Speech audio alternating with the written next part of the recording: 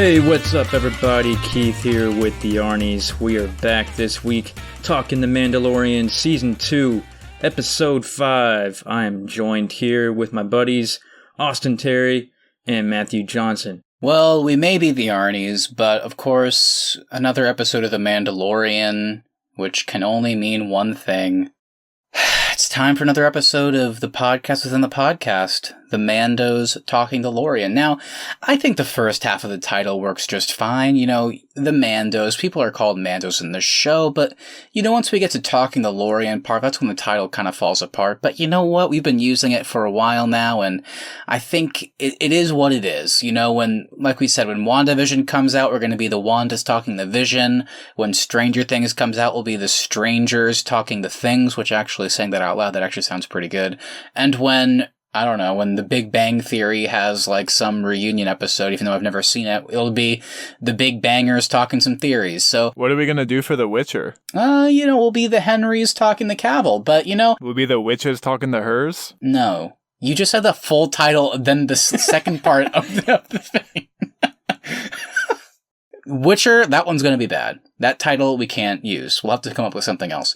Anyway, I'm getting ahead of myself. The title, is there issues in it? Of course. But are there issues with us? Absolutely not. I'm doing great, Keith. Thank you for the intro. Austin, come on in here as well. How are you doing? I'm doing great. I guess I am Austin. I guess you could refer to me as Send, though, as well. And I'm so happy to be joined by my pals Ruto and Kenth, if we are using our Star Wars name today. Yeah, for those that did not listen to our previous episodes, we did the Star Wars name generators to figure out who we would be. Austin, of course, is Sen Vonden. I'm Ruto Order, and yes, I was really happy with the first part of that, and then a bit disappointed that my last name is just the word Order. And Keith, I think people are kind of sleeping on this. We did a Star Wars name generator. Star Wars. I mean, go look at that right now and see how ridiculous most of those names are. And Keith ends up with a name that is one letter away from his actual name. And we also never actually figured out how to pronounce his last name. It's Kenth Hamney or Hamne? I'm not sure. Either way, it's not a great name, but it works for Keith. It'll be a Lando sort of thing where it's everybody else pronounces it Han, but Lando pronounces it Han. So I like that. Everybody else will say Hamney, and then Lando will say Hamney. I like it. I like that. So there you go. So before we jump in, guys, let's go ahead and kind of just give some quick thoughts on Season 2 so far up until this point. Yeah, Austin, why don't you give everybody a quick reminder? What are you thinking so far of Mando Season 2? Yeah, I think so far I've been hit or miss on kind of every other episode so far. I think there have been some super just stellar episodes this season, and then there also have been a couple episodes that haven't really worked for me. Last week I said I wasn't liking this season as much as the first season.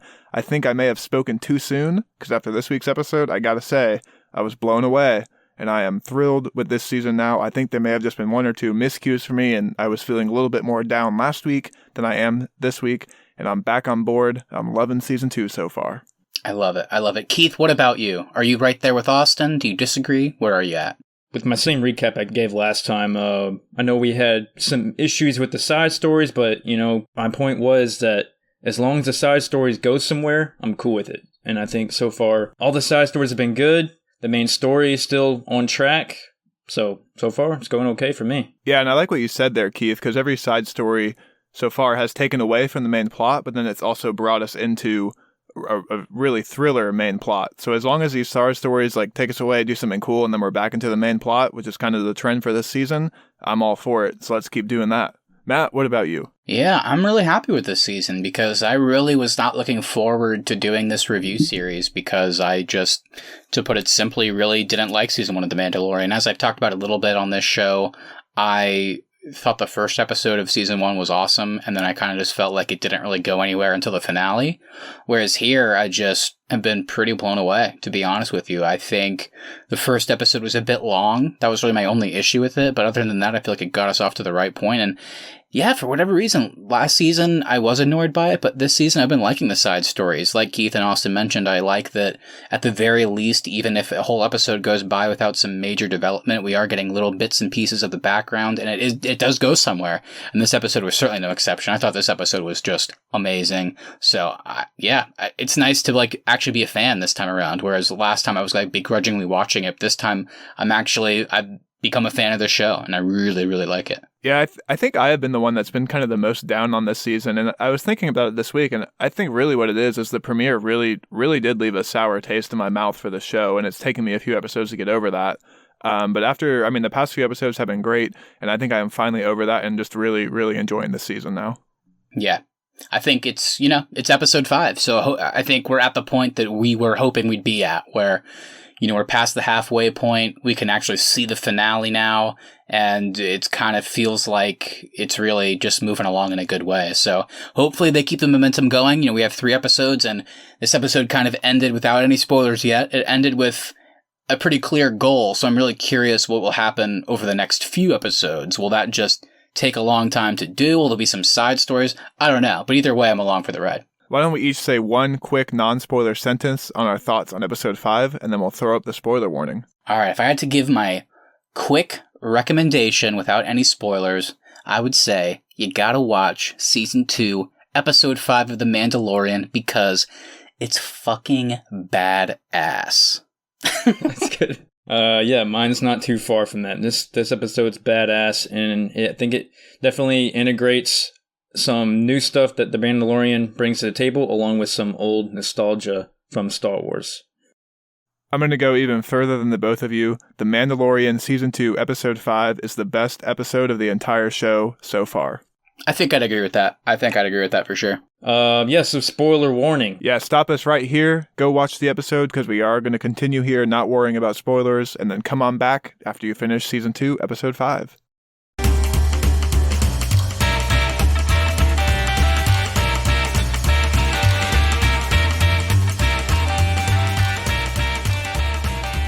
Well, now that we're in spoiler territory, Keith, can we reveal the title of this episode? Yes, the title of this episode is called The Jedi. Dude, when that popped up, hell yeah. I tried to check IMDb before this episode dropped, and it was still blank. And so I didn't even know the title of this episode until it popped up while I was watching it.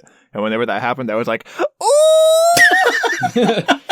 It's a simple title, but it speaks volumes for sure. Well, and we're going to get into it, man, but I feel like love or hate the show at times, they always knock it out of the park with those title pop-ins. The way that title card comes in, and it usually just gives you a pretty clear taste or idea of what the main focus or story is going to be. But this one was a bit different because we got a hint of the title before it even happened. We saw her in action, and then to throw it up there just as yeah, we're doing that, we're showing that. I was like, this is fucking awesome, dude. So this was great. And, we have, again, we've talked about it before, and I will say, we'll get into this more, but after this episode, I'm definitely, once this show is done, I'm going to go back and watch Clone Wars and Rebels on Disney Plus, because I've been waiting to do it. Oh, me too, dude. Yeah. We have a bunch of ties this episode, but the big one is that this was directed by Dave Filoni, who is the executive producer and also helped create the show with Jon Favreau. But he directed this one. Seems very understandable since he created both the Clone Wars and Rebels. It kind of makes sense why he would want to have a big hand in this one. Written by Jon Favreau. And Keith, run us through that cast. Yes, we got some new faces here. Obviously, Pedro Pascal is back as the Mando. And we got Miss Rosario Dawson as Ahsoka Tano. And then we also have Michael Biehn as Lang. And then we also have Deanna Lee Inosanto as the magistrate. So right off the bat, we got a big name in Ahsoka, which is Rosario Dawson playing that character. Just really quick, what do you guys think? I thought she knocked it out of the park in this episode. I thought she was great. Obviously, I can't compare it too much to the previous incarnation. Obviously, a huge deal for some fans. This is the first time this character has been introduced in live action. So, when it comes to the way she looks and the actual voice, I don't know if it really is supposed to sound like the previous animated version, but either way, I thought the makeup, the way she moved, the dialogue, and just Rosario Dawson's performance I thought it was just awesome. I loved it. From what I understand, I know in the series, the animated series, I think she's a little younger, right? This show takes place a little further after the animated show, so she's a little bit more younger and cocky, right, in the animated show. So I guess it would make sense if Rosario Dawson plays her a little bit differently than in the show. Yeah, that's true. Because the animated show is during the Clone Wars, and she's just a Padawan. And this one's after the fall of the Empire, so we've already had 4 movies timelines go by since this. I mean, for fans of Clone Wars and Rebels, they've seen her throughout countless episodes of 2 separate animated Star Wars series at this point. And this one is, timeline-wise, this one would be the furthest along, because this one's now after Return of the Jedi. So I can't even imagine being just a huge fan, like, watching this. It's like, not only are you seeing this character in live action, but you're also getting to see, like, their story being forwarded past the point that you got to see previously. So, and for me, it was just cool because watching the show, like, I know, like you guys, they've really, I think, done a really good job of building up this character. Even though we haven't seen this character in other Star Wars media, I just think they did a good job of, like, Bo-Katan in the other episode, like, building up, like, this is the person you need to find. It was like, oh, cool, what does that mean? And then actually making it to this point, it was a great payoff for sure. Well, all right, let's get into a quick plot summary here, and then we'll jump into our discussion. Yeah, so the Mando and the child arrive at Corvus. The magistrate there offers him a contract to kill Ahsoka Tano in return to receive a Beskar spear. So Mando tracks down Ahsoka and the two strike a deal. The deal is that Mando will help Ahsoka defeat the magistrate, and in return Ahsoka will train Grogu. Mando and Ahsoka defeat the magistrate's forces. In the process, we learn that Ahsoka is hunting the Grand Admiral Thrawn. After the battle, Ahsoka refuses to train Grogu, but instructs Mando to travel to the planet Tython, which is the home of the ancient Jedi Temple. There, Grogu can choose his own path and attempt to reach the other Jedi with the Force. That summary makes me want to go back and watch this episode again. I watched this episode just to give context. We're recording this the day after Thanksgiving. I went into an immediate food coma last night, was asleep hard by 9 p.m. I woke up at 5 a.m. fully rested. The first thing I did was watch this episode. So throughout the day, I've already gone back and watched, like, action clips and little moments, like, God, this episode was good. And that's a great point. Let's talk about the action here, because, I mean, is this some of the best Jedi fighting we've seen in all of Star Wars in this episode? I think it might be. It's definitely so the best good. Double lightsaber fighting we've seen. Oh, hell it's yeah. awesome. Yeah. It just felt like it was firing on all cylinders, because not only was it a badass character reveal, not only was the lightsaber choreography really cool, but also they just incorporated this whole idea that Corvus was this forest planet, but this part of it that they're on has been burned down. So there's just smoke, and then that combined with all the gunfire, there's just all this fog, and Ahsoka basically only turns on her lightsabers to kill, and then immediately turns them off to blend back into the smoke and move to a different part and kill someone else. Like, she looks like a nightmare for these soldiers. Like, she's just appearing out of the fog, killing people and then diving back in. Like, the soldiers themselves look terrified when they're just out in this forest. And she's dismembering people. There's a scene where she takes out both of her she takes out her lightsabers and then does an X slash on a guy, starting at his shoulders and going through his, like, body. So we see it from afar, but clearly that guy fell apart into 5 different pieces. And her sabers being like a whitish gray color makes her even blend in better to the fog. Like, it looks cool. It's nothing that we've seen before in Star Wars, I don't think. Yeah, in terms of lightsaber fighting. It was awesome. I think she established herself as a badass real quick, and you can tell that she can definitely take out that entire village if she wanted to. The only reason she's not is because, of what she stands for and everything like that. But yeah, those guards were no match for her, for sure. Yeah, absolutely. But also another cool thing about it was not only how it looked, but what it meant. Because I don't know how you guys felt, but as we've talked about, this show typically goes, one episode is story-focused, the next one is a side story, next one's story-focused. So when this one started, based on the last one, I was like, okay, this one's probably going to be story-focused. I would assume we'll see Ahsoka here. But part of me, maybe it's the cynic or just the way, like, most shows work, is I kind of thought, maybe it would be that thing where they finally get to Corvus and the whole episode is like, where's Ahsoka? And then maybe the final scene is like a Mando's in trouble and then a hand reaches down and is like, I'm Ahsoka. I'm here to help.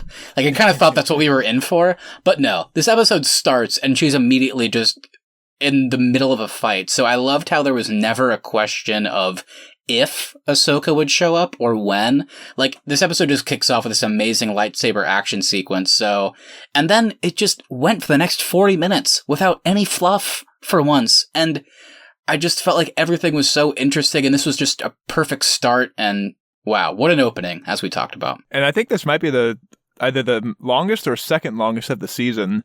I know the first episode, I think we all kind of agreed it was too long because there was quite a bit of fluff in that first episode. So this kind of just shows that there is a way for these episodes to be a full hour long and still be engaging and entertaining without all the fluff. Yeah, I mean, compare this with the premiere episode, which was like this weird kind of combination of story continuing from season 1, but also giving Timothy Oliphant's character this full background that maybe we didn't need all of, and then also going after the crate dragon. It was like combining all these elements that probably could have been tied together better, whereas this one was probably almost just as long, but it just felt like, I don't know what it is. Maybe it's Dave Filoni's direction. Maybe he needs to be more involved, but it just felt like they kind of really nailed the pacing here. Dave Filoni and Bryce Dallas Howard, let's let those two direct every single episode. They can just alternate. You can keep Jon Favreau as the writer. Yeah, Jon Favreau writes, and then, they just alternate directing, dude. That would be so good.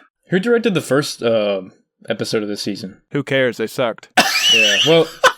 Well, the point. I think it was Jon Favreau. I'll double check. I think it was Jon Favreau. It was written and directed by Jon Favreau. I mean, last week's episode was directed by Carl Weathers, which was pretty impressive for him. I've liked all the direction, but I do get Austin's point that definitely the Bryce Dallas Howard and this one were my favorites, so I get it. Oh, yeah. I will say though, just as a quick tease, Rick Famuyiwa, the guy that directed Dope, and he also directed the Bill Burr heist episode last season. He has one coming up this season, so I'm looking forward to that. That is a cool thing about this show is they do let a lot of directors with varied skill sets come in and direct individual episodes, even people making their directorial debuts like Carl Weather as well. So that is kind of a cool thing about this show. And honestly, it's almost what they wanted to do with the newest trilogy too. Oh yeah, that's a great point. And they're bringing back what worked. They listened to, what episodes really did well last season, the ones that people responded to, and are like, yeah, Bryce Dallas Howard, Rick Famuyiwa, they directed episodes people liked. Let's bring them back this season to direct another one. So I like that they're kind of,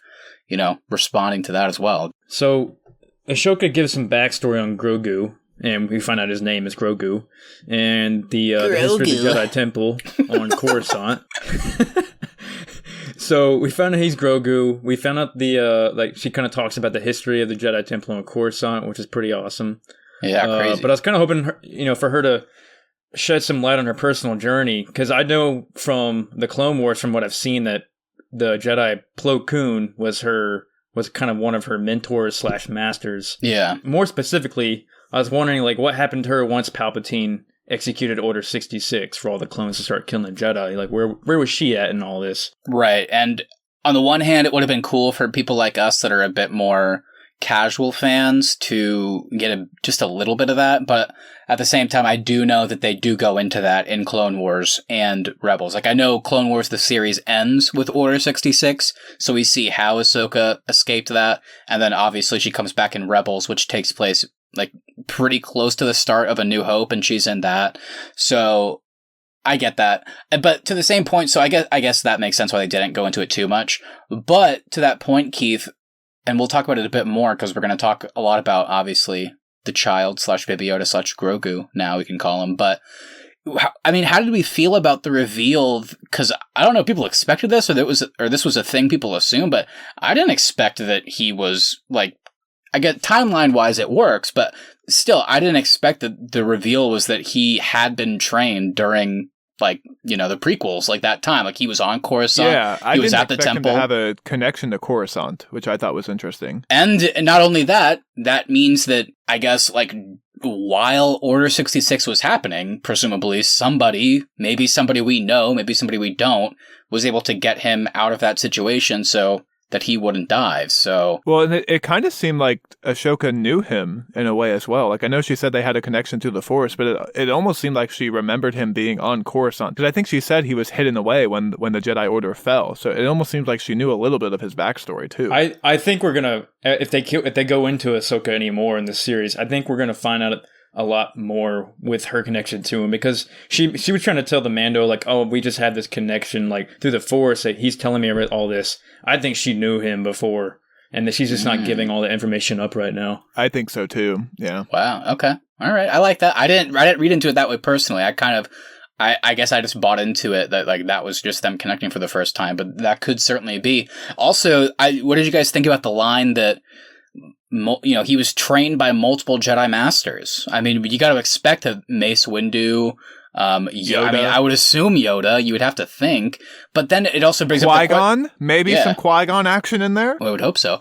But it also brings up the question of, this must have been happening in secret, right? And why? Like, why was this being trained seemingly in secret? Maybe not, but it kind of seems that way, and then hidden away. The obvious would be that nobody wanted people to know that there's a second Yoda.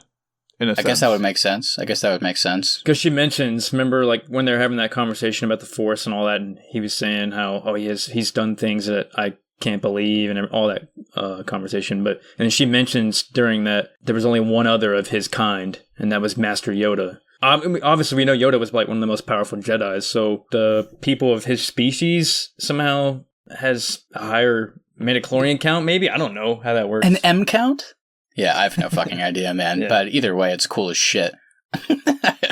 And since we're on the subject of, like, conversations, there is also an earlier conversation in this episode where the magistrate, she says the Jedi are the sworn enemy of the Mandalore. So do you think that is just a throwaway line? Like, I don't think we knew that up until this point. So do you think a factor later in the show, like we know Bo-Katan's trying to take back the planet Mandalore, do you think that's just a throwaway line, or do you think we're going to see more of that in this series play out? I don't know.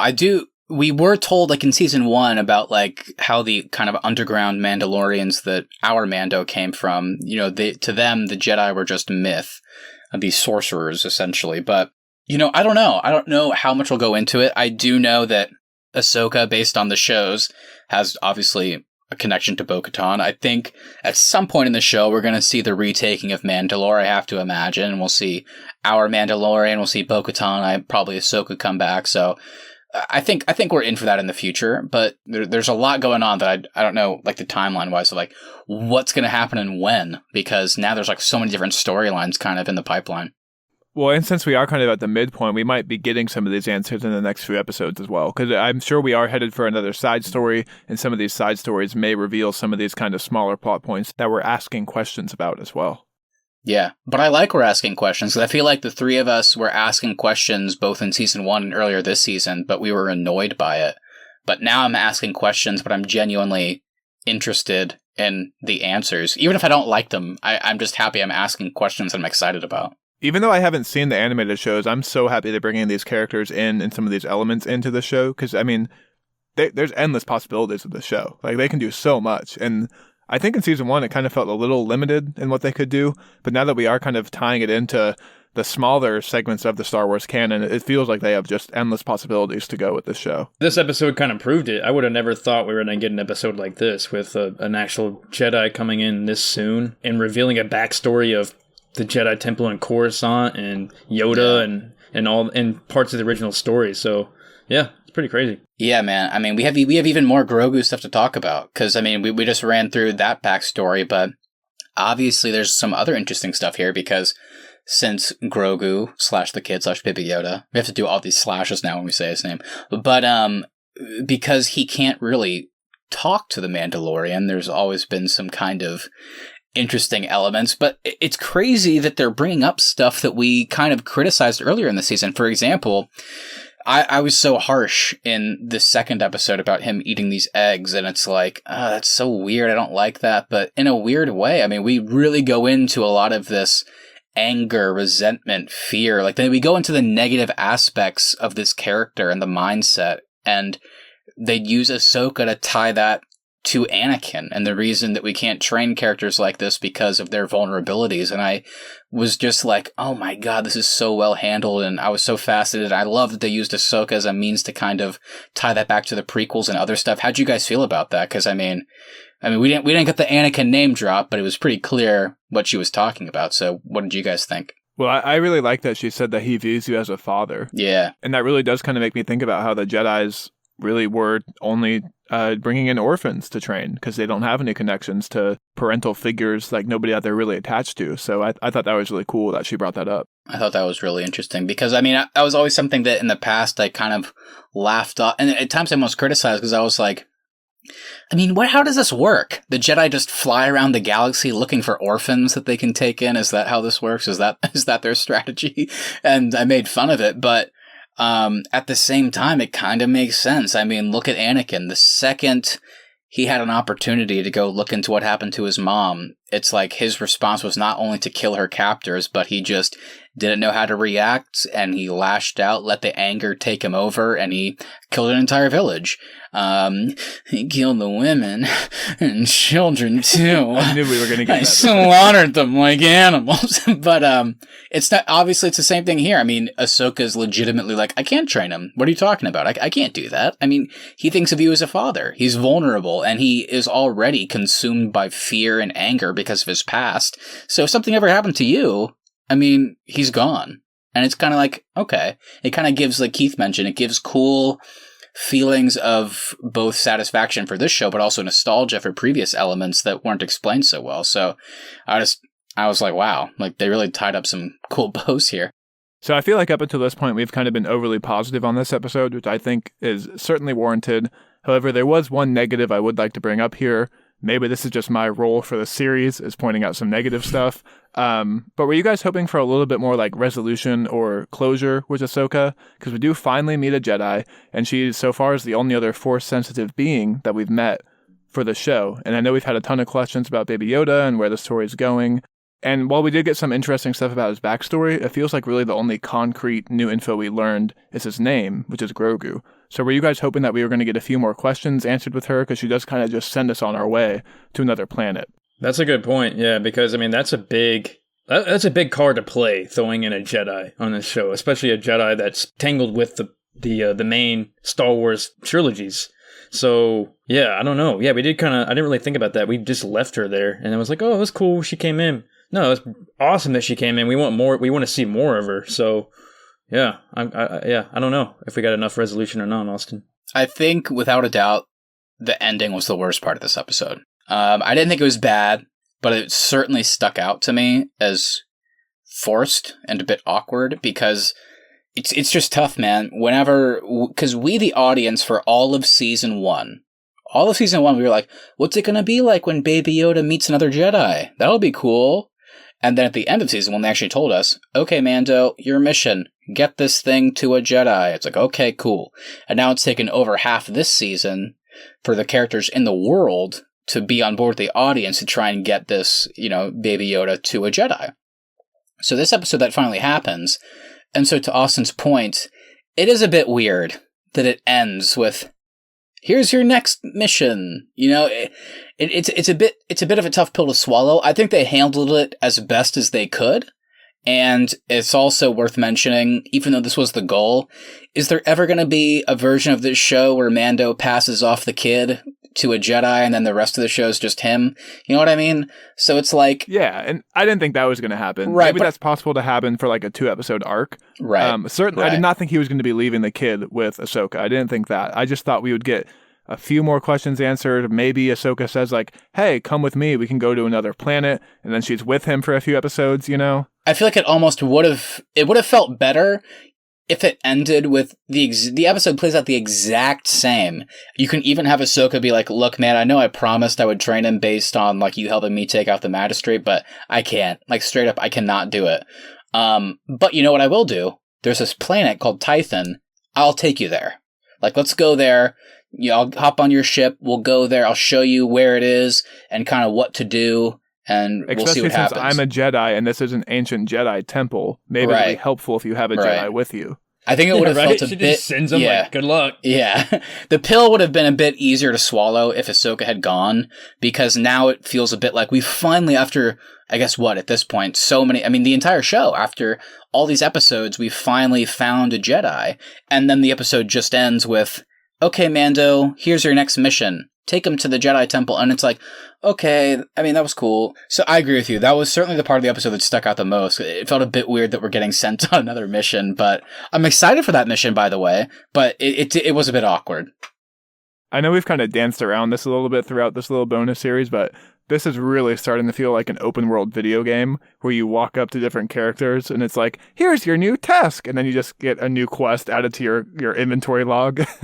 But you would think his reaction to her would be, what the fuck? Yeah, it would be a bigger, more angry reaction. Instead, he was just like, all right, guess on to the next one, But I would have been like, what the hell? Or no, Keith, you know me, like in the middle ground, I'm like so helpless sometimes. My reaction would have been like, okay, yeah, well, I mean, I'm not familiar with Tython. Thank you for explaining what to do. A standing stone, check. I'll find the standing stone on top of the mountain. But I mean, are you doing anything here now that you beat the magistrate? Like, can you come with me? Can you show me what to do? Like, it's kind of weird that, like, he just flies off and then she just walks back into town. Like, he didn't even ask. Like, can you come with me? Like, what are you doing here? So, like we mentioned, this is a bit surprising, right? Because this kind of feels to me, this episode feels like the penultimate episode to a season. I feel like we should only have one episode left, but we have 3 left. And I assume, maybe it's just me, I don't know how you guys feel, but it kind of feels like they're setting up Tython, like the arrival there and kind of getting to that Seeing Stone, seeing what Grogu does with the Force. That feels to me like the finale, but because like I feel like I can picture whatever Jedi comes to answer the call is going to be some huge reveal. Maybe the final moment, like maybe de-aged Mark Hamill comes out as Luke Skywalker to be like, Grogu, I'm here. But I am genuinely curious. Let's go to Ock 2. But what's going to happen over the next couple episodes in your guys' mind? In the meantime, like, can we expect another side quest? Are we in for some kind of resolution to Moff Gideon? Because after this episode, the Moff Gideon stuff doesn't feel like the main story to me anymore. I mean, is there going to be a confrontation before or after Tython? Grand Admiral Thrawn also mentioned in this episode. Is that going to be in this show? Is that a spinoff? I don't know. My mind's just spinning. I don't know how there's 3 episodes left. I don't know what's going to happen. So where are you guys at with this? 100% there will be another side mission. That's just the way the show works. That's true. But now that I'm thinking about it, they have done a really good job this season of, even though we've had a couple side stories, throughout every episode that is a side story, we've still known where we're headed. Like when we did the little spider storyline, we knew we were going to Trask. Yep. And then whenever we did the side story last time, we knew that we were headed to Corvus. So now we know we're headed to Typhoon, so now it is kind of time for another side story. So I guess that is kind of a cool element of this season. I think I heard some of the criticisms from last season of how it was kind of aimless. So at least kind of we have our new objective, but I'm sure there are going to be some side stories on the way to get there. The question is, are they going to make it to Tython or not right away? Will the side stories be on Tython, or they're going to get into some sort of conflict on the way? Maybe Moff Gideon might interrupt them on the way. Yeah, I think that's pretty likely. That's what I was thinking. Which would be cool, because it's like, it's this weird thing where the main conflict of season 1, which we thought was going to be the main conflict of season 2, is now interrupting the actual main plot now of season 2. So it's kind of this weird thing where it's like, we were expecting this to happen, but now there's this actual really cool goal that we're trying to reach, and now Moff Gideon, that's when he makes his move to come in. Because we know he's tracking the Razor Crest from the end of last episode. We know that he knows where they're at, he can find them, so you have to assume that that's where he's going to come into play. Like, they're not going to make it to Tython without seeing him. So I think that's going to be cool. And obviously now we know that he was heading the project that was harvesting Grogu's blood to make these clones, so he certainly can fit into that plot. So yeah, even if they don't make it, I guess what I'm saying is, even if they do a side quest, if Moff Gideon's involved as like the main villain of an episode, it won't feel like a side quest. So that'll be really cool. So do you guys think we'll see Ahsoka this season, or do you think she comes back in the 3rd season? Maybe we'll see her again. Maybe she'll go to Tython without telling Mando, and maybe meet them there. Yeah, I was thinking that that's a possibility. I think the whole thing of her being like, have Grogu go on that Seeing Stone, connect with the Force, and basically whatever. I guess the idea is have him call out to the Jedi via the Force, and if a Jedi comes, that Jedi will train him. If nobody comes, then it's up to you, Mando, basically. And I kind of read that as maybe, obviously somebody could show up, but it could also be kind of Ahsoka being kind of that cagey little Jedi thing where it's like, actually, I'm planning on coming, but I want to make sure you get him there, and I want him to make his own choice, and if he chooses that way, then I'll be there for you. So she could show up at the end, but I don't expect before that. Would you be disappointed, though, if he reaches out to the Force, and the only Jedi that shows up is one we already know, being Ahsoka, or do you want it to be a Jedi maybe we haven't seen in the show, but have seen in the other Star Wars canon? Or, like, what would you want from him reaching out to the Force? I think it would be cool either way. But my question with Ahsoka is It kind of sounds like she already has her own thing going on with this General Thawne. Right. So what's going on there? She obviously has some sort of backstory with that guy. Do you think we could get an episode just solely Ahsoka focused? Not in this season. I would be shocked. I would say this kind of feels like a CW type thing, Austin. Maybe you're there with me. Doesn't this kind of feel like whenever The Flash got introduced in season 2 of Arrow? I feel like they're going to announce at the end of this season that like there's going to be like a live action Ahsoka show on Disney Plus, and maybe that's where they pick that up. That's kind of the vibe I got. That'd be interesting. I hope they do a better job than the CW did with their spin-off shows. Fair enough. So clearly that's our goal. She's trying to find Thrawn, which I know, again, without having seen it, ties it directly into the ending of her character arc on Rebels. So they're kind of continuing it here, and obviously they want to continue it in the future. Will that be on this show, The Mandalorian, or like some spin-off show? I have no idea. Either way, I'm going to watch it. I'm excited to watch it. But I don't know if Ahsoka will come up. But this is probably the time, Austin, like you mentioned at the beginning of this point, who do you guys, like, who would you put your money on whenever Grogu calls out to the Force? Whether or not whoever shows up, like, actually takes and trains Grogu, because it kind of seems more likely that, like, somehow he'll end up with the Mando again to go on with the show. But who do you think answers that call? Like, who would you put your money on? I mean, if we basing off the timeline, we know this is after Return of Jedi, so we got to think who's alive and who's a ghost. Not a lot. So we only know Luke and Leia are alive. They're the known Jedis that are alive right now. Yeah.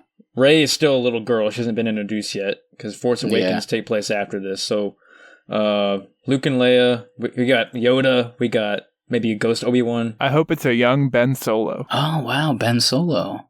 No, I would seriously bet it's Ahsoka Tano. That's what I think is going to happen. I think she's going to show up, and then maybe at the start of season 3, we get like 2 episodes without the kids. She trains them, and then they're back together. I could see that.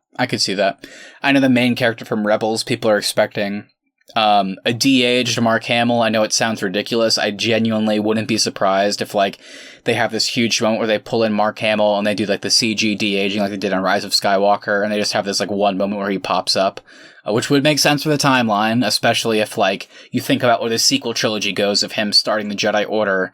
He could answer that call. But like Keith said, I think people are kind of not thinking about the fact that it could be an even simpler solution. If he's reaching out to the Force, the first thing that came to my mind was it's going to be a Force ghost. I mean, I feel like Master Yoda is going to pop up, especially because thinking about the logistics, Frank Oz still can do the Yoda voice. You don't have to worry about how old he is, like timeline-wise. You just have the Yoda puppet there do the Force ghost. I mean, that's kind of what it seems like it's going to be to me, but I could be wrong. Well, and the only other thing we have to talk about here is if there is an Ahsoka sideshow, you know what that's going to mean for our show.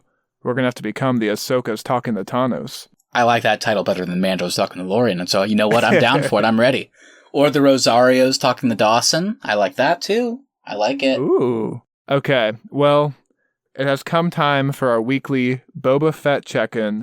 I was really thinking Boba Fett was going to make an appearance in this episode. Clearly, yeah. Austin, tell everybody, like, I always thought you had a pretty cool, like, kind of pitch for how Boba might pop in this episode. Like, remind everybody that. Yeah, my theory was that Boba Fett had a contract for Ahsoka, and that's how he was going to make an appearance and interact with the Mandalorian, and they were going to end up fighting. So I was wrong, unfortunately. I feel like I had a good idea, but I was wrong.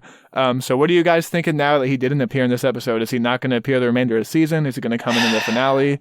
What's going to happen? Dude, I don't know. I'm nervous because I don't want to go back to Tatooine. I'm finally on board with Austin. I do not want to go back to Tatooine at this point. I feel like I'm so interested in where this like season's going. We can't go back. But if we don't go back, at this point, I'm worried that that's our only option. I have an idea. That somehow we go back to Tatooine before we go to the other planet, Typhon. I hope not. But Keith, please make us feel better with your idea. I have an idea here, and it could go one of two ways. So we already know he's on his way to Tython. He's going to get, most likely, like we said, he might get interrupted on the way to Tython.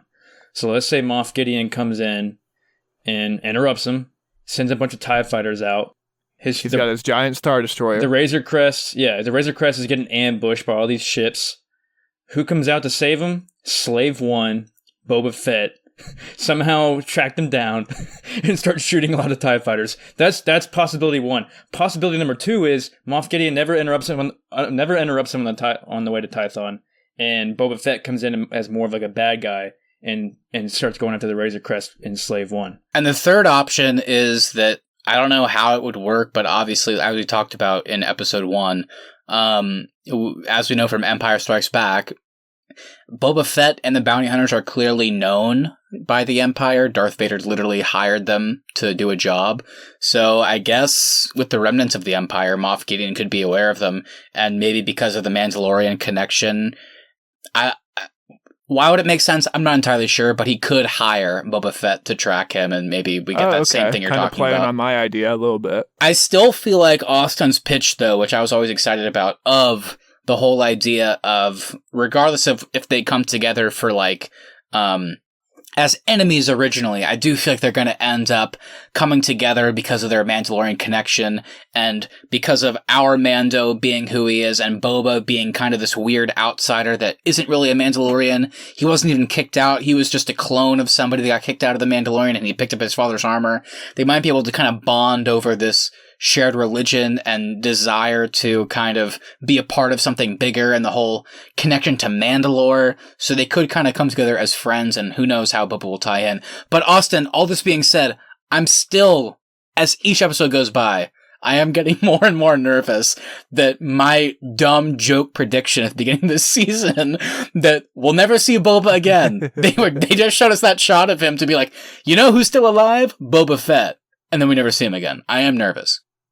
That is still a distinct possibility in the show. Well, what if this happens? One more possibility. What if, like, a bunch of shit goes down on Tython, the main story just kind of plays out, we're not seeing Boba, but at the very end of the last episode, something brings him back to Tatooine, and then there he meets Boba at the end of the season. No Tatooine, Keith. No Tatooine. I know you don't like it. Here, hold on. I'm going to give you a better version. Let's say the final episode, the call is answered. Young Mark Hamill via CG shows up, or somebody shows up. Ahsoka, I don't care who it is. They show up and they're like, Grogu, you've chosen your path to be the Jedi. You've accepted the Force. I'm going to train you. Come with me. And then Mando and he have this tearful goodbye. And as Mando, in the final minute of season 2, as he's flying away from Tython, that's when we hear the shot come out and hit the ship, and everything's going on. There's alarms going off, and that's when Slave One has made their attack. After he's handed off Grogu, Boba Fett is the final shot of the season, trying to take down Mando because he wants his armor back. And that's about it. I don't know. Maybe that'll happen. That's actually an interesting point that you bring up there, Matt. Not the Boba Fett point, but there is a way for when Baby Yoda reaches out to the Force, the Jedi shows up, says you've taken your steps. There is a way for Baby Yoda to exit this show. Maybe not entirely, but maybe for a season. And we just have a new season of The Mandalorian with his own like new quest line almost. I would really like him to exit. Yeah, I'd like him to exit for just a couple episodes, just so we can have that kind of progression, just so it could feel like Grogu is actually moving forward with this training. That would be cool. It doesn't have to be the whole show. In fact, I don't think it should be. I think the whole pitch that was the end of the pilot episode. So the whole idea is Mando and Baby Yoda together. So I'm down with that. I want them to kind of be this weird buddy duo that goes around on these adventures. I'm down with that, but I would like to see maybe him just like kind of peace out for a couple episodes just to train a bit and understand more of his path and all that good stuff and what that could mean. So, and back to our Boba Fett points, I don't think there's a way for Boba Fett and Mando to meet on peaceful terms if Baby Yoda is involved. Because I think we're forgetting a young Boba Fett watched the Jedis lop off his father's head. So I don't think there is a way for Boba Fett to be on board with helping Mando and Baby Yoda. There might be a way for just Boba Fett and Mando to interact, but I don't know if there's a way for Mandalorian, Boba Fett, and Baby Yoda to interact peacefully. Do you think Jon Favreau specifically wrote Baby Yoda to be a baby so he didn't have to write dialogue backwards every other sentence of the show? Well, does Baby Yoda have to talk like Yoda did? Maybe that was just Yoda's choice. I was thinking that during this episode watching, I was like, is he ever going to talk? You think he'll talk at some point during this series? Probably be the last line of the show. It would have been funny if, like, after they talk, like, Ahsoka comes out and she's like, I have no fucking idea what this guy said. It was really confusing. That would have been awesome. Alrighty. Well, guys, this has been a fun episode. Even throughout the entirety of our Star Wars series, I don't think we've had a chance to really kind of all be on the same page about enjoying a piece of this franchise. So this was fun. I'm kind of glad we all got a chance to nerd out together over this episode. Yeah, and I think between all 11 episodes of our Star Wars series we did and discussions of Mando Season 1 and our discussions so far, we've never really gotten this, like you said, for lack of a better term, nerdy, and I love that term, but we've never gotten this in-depth just on little things when it came to Star Wars, and I think it's just because we were really genuinely interested in what was going on in this episode and theories and what could happen, so clearly this episode hit us a bit different than the others, and it was great. All right, everybody. Well, I think that's going to do it for us today. Thank you so much for listening. If you enjoyed this episode, please make sure you hit that subscribe button so you never miss any of our upcoming content. At the Arnies is our social, and the Arnies.media is the website. Also, if you wouldn't mind sharing us with a friend, that really is the best way to help us continue to grow this show. We'll be back on Tuesday for our main episode, which this week will be a trivia showdown. And of course, we'll be back on Sunday for the return of the Mandos Talking the Lorians, and we'll be talking The Mandalorian, Episode 6. Hell yeah, everybody. And like Austin mentioned, we have lots of great episodes. You can go check your podcast feeds, iTunes, Apple Podcasts, Spotify, Amazon Music, and Google Play, wherever you get your podcasts. We have lots of great episodes out there. Like we just mentioned, we've been doing reviews of every single episode of Mandalorian Season 2 as they come out. We did a whole 11-episode in-depth response and review and all that good stuff to each of the Star Wars films. Austin and I just broke down Assassin's Creed Valhalla, which not as in-depth as this one, not as much to talk about. Basically just the game's broken, but we still like it. There's kind of your TLDR version of that. Please go listen to it, though. Please do. It's still great. We talked for about an hour, and it was still really interesting. And then we, of course, did, to celebrate Thanksgiving, we had to do another bracket. We broke down what is the best sports movie of all time, and it got a bit heated. There were moments where we all decided, you know what? I don't know if we can be friends after this. But you know what? Even though we're not friends anymore, we have to still do this podcast. And guess what? We are back next month for a holiday bracket. What holiday movie is best? Will we rekindle our friendship on that episode, or will we decide to become enemies, worse than not being friends? I have no idea. It's going to get bad, but I'm still happy to be on this podcast. Thank you for having me. Yeah, we don't even talk anymore unless it's on the podcast. So I know. You guys look great, by the way. That's the rule. Let's be recording for us to talk. But yeah, so check us out on Instagram. Feel free to direct message us your thoughts on this episode of The Mandalorian. We got Season 2, Episode 6 coming out next week. We just had our sports bracket come out. Let us know if you agree with the outcome of that. And like Matthew said, we also have, and it's going to get crazy, I think this one might be the most heated, the best Christmas movies bracket coming soon. Ooh, I'm nervous. There's some funny ones on there. There's some jolly ones on there. There's some just plain shitty ones on there too. So it's going to get pretty heated. So yeah, check us out. Yeah, and that social handle is @theArnies. And that's going to do it for us today, everybody. We'll see ya on Tuesday, and then we'll be back on Sunday again for The Mandalorian. Bye, everyone. This is the way.